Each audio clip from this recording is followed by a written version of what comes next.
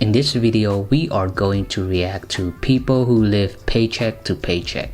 Let's get into it. I've been living paycheck to paycheck for the past 5 years, and today we're starting with negative $643.44, and let me show you exactly what I spent money on today. Okay, starting off with $643 is a crazy start. I wonder what he spent that one on. It could just be some expense that he spent on from last month that has not been paid off, so that can be the case.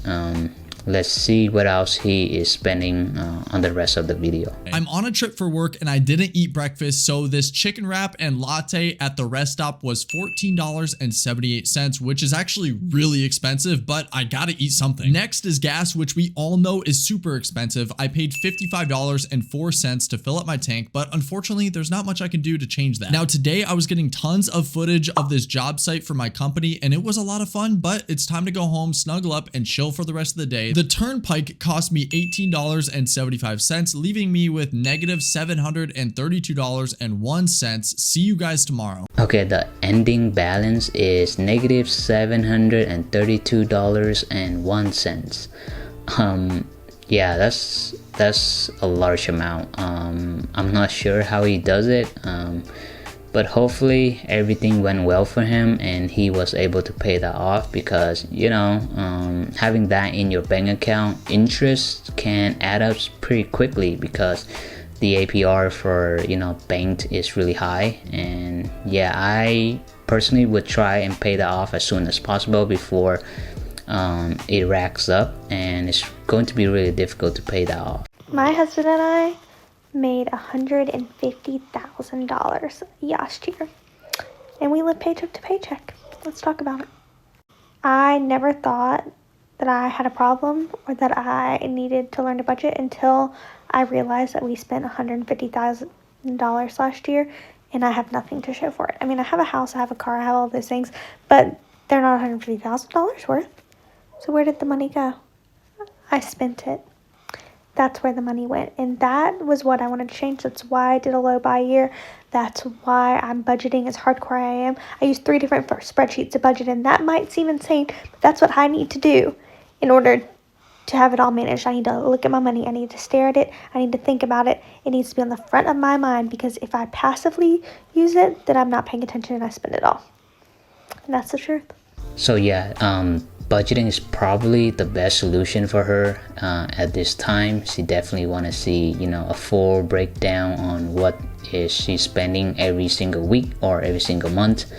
She definitely want to see, you know, the want versus the need. You know, sometimes the need, it is required, you know, like a mortgage payment. You definitely need a roof over your head. So, but you know, for the want, like a Netflix subscription, you know, a very high monthly gym membership, for example, you can definitely cut that down and, you know, put in the rest of that money toward something else, like your saving or retirement, some sort of emergency fund for a rainy day.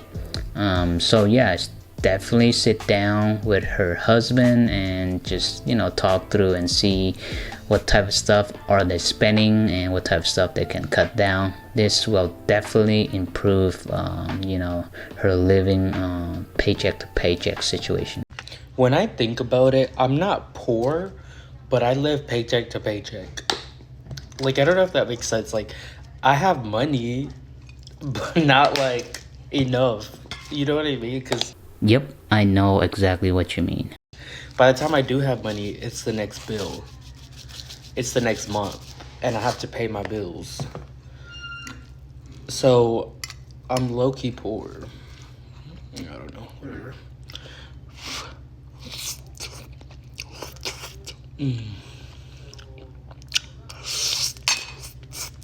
I just need somebody else to tell me that they're living paycheck to paycheck and putting themselves into credit card debt out of necessity, not because of fun.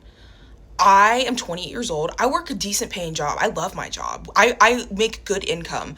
We have no kids, me and my fiance, and we're still barely scraping by. Our bills are paid, but we can't save any money. We can't go on vacation. I mean, we do little things here and there, but realistically, we don't really do anything. And we still live paycheck to paycheck, okay? I don't understand how people with kids are doing this. Props to y'all. I mean, seriously, the utmost respect, because I feel like I'm drowning and I only have cats.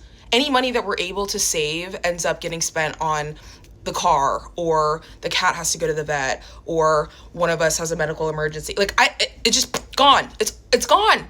I don't understand. We don't live beyond our means. Are we all just collectively putting ourselves into debt because I don't know what else to do? Yeah, I don't think this is just her. I definitely see a lot of people online have the same situation as her, where they, have to live paycheck to paycheck and getting into credit card debt. It's really tough out here right now. The best they can do is probably sit down and start looking at their budget and writing down all the expenses that they need to pay every single month, and see if it's possible to cut down any of those, right? The most expensive stuff nowadays can be like, a mortgage, car insurance, car payment.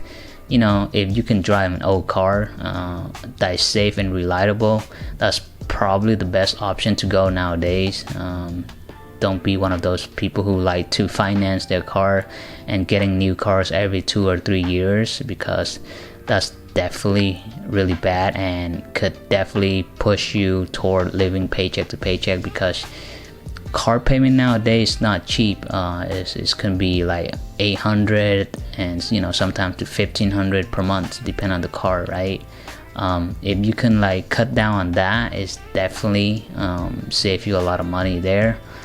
On mortgage, that's really tough to cut those down any further, because it just depends on your rate of the house that you're purchasing. But if you can live in a modest home, if that's possible, that might be the best way to go. But you just have to see on your budget and see if there's any other items you can cut down.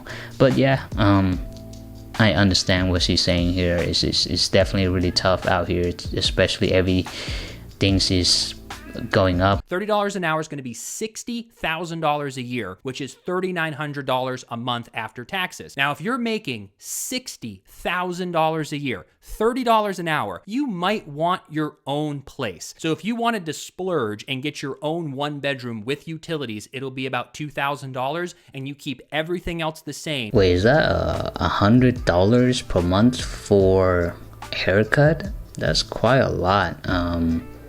Let me know, do you guys typically spend $100 to get your hair cut every single month? Seems like that's a little bit too high. I personally don't spend that much. Maybe I doesn't really get my hair cut done that much per month, but let me know, is it really true that people typically spend $100 to get their hair cut? Because that is a really high amount. Your monthly is $35.50, leaving you with only $350, which is essentially still paycheck to paycheck. I just want everyone to really take a minute and sit on this for a second. $60,000 a year in 2024, with no fund, no savings, no investment, and no health insurance, you have $350 left over. Wild. That's wild. This is why the goalpost has moved into the mid 100,000s if you're trying to buy a house and have children. So I think it's important for us to look at the current reality of what $20 an hour really is. But I just wanted to make this very clear, because a lot of people are talking on us saying $20 an hour, we must be overspending. It's like, no, this is the current reality. So a $300 car payment per month is probably a lower end of that number. I've seen a lot of people who have paid much higher for the car payment, and so the $300 is probably a conservative number there. But as you can see, $60K per year or $30 an hour will still only left you with $350 extra. But he probably also missed a whole bunch of other stuff. Some people also like to have their streaming services like Hulu Plus, or I don't know, like Disney Plus, Netflix subscription, and they also eat out as well, so that also adds up as well. So like he say, even $60,000 per year will still left you with living paycheck to paycheck, which is crazy, right? Okay, I want to read through some of the comment on this video. One comment say, a big rule for us is no car payment. If I have to make a payment on it right now, I can't afford it. Yeah, car payment definitely can put a huge dent on your bi-weekly paycheck. If you don't have car payment, that is really awesome, because now you have a lot more money left over every single month, and maybe you can use that money and put it toward your saving, or retirement, or any other investment. But yeah, that's definitely a very important factor as well. A recent study came out that 47% of Americans who make $150,000 a year to $200,000 a year are living paycheck to paycheck. Now, some of you are thinking, how in the crap does that happen? If I was making $200,000, I would be fine.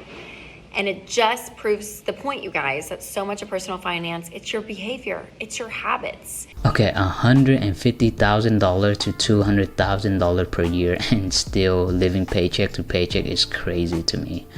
If I were them, I would try my best and cut down all the costs as much as possible, and save maybe 30, 40, even to 50% of that, and put it toward my investment or retirement.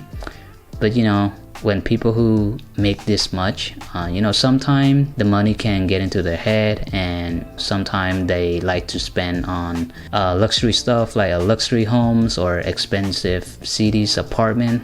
Those things can eat up a big chunk of their monthly payment.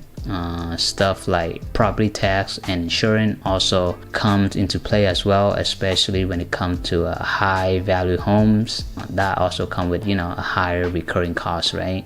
I mean, lifestyle creep, it's a real thing. When you're used to living at 100 grand and then you make 120, you get used to that, and then you get used to 140, and it keeps going up. Regardless of how much money you make, your habits really do form around your income, and so that's why you have to be so careful. So don't always have hope that just because my income goes up, I'm going to be okay. Because the truth is, if you have bad habits and you make more money, you're just going to make bigger and bigger mistakes. But if you have great money habits and you make more income, then that's a blessing, because it's going to be used to your advantage. The crazy thing is, most likely, the more money those people make, they like to keep up with the lifestyle inflation. As the spending rises in the proportion to the incomes, they like to spend more. The more they make, the more money they spend. So another thing I can think of is that they maybe spend on expensive car, which mean luxury car or leases or multiple vehicles, which mean every single month they just have multiple car payment, and those payment is not just regular payment. They are really high, since maybe they just have a very fancy car, and with those fancy car it come with insurance premiums, which mean higher for expensive vehicles, and the commuting costs, gas, toll, parking in big cities. Those things can be adds up very quickly. Alright guys, thank you so much for watching. Thank you so much for sticking to the end of the video.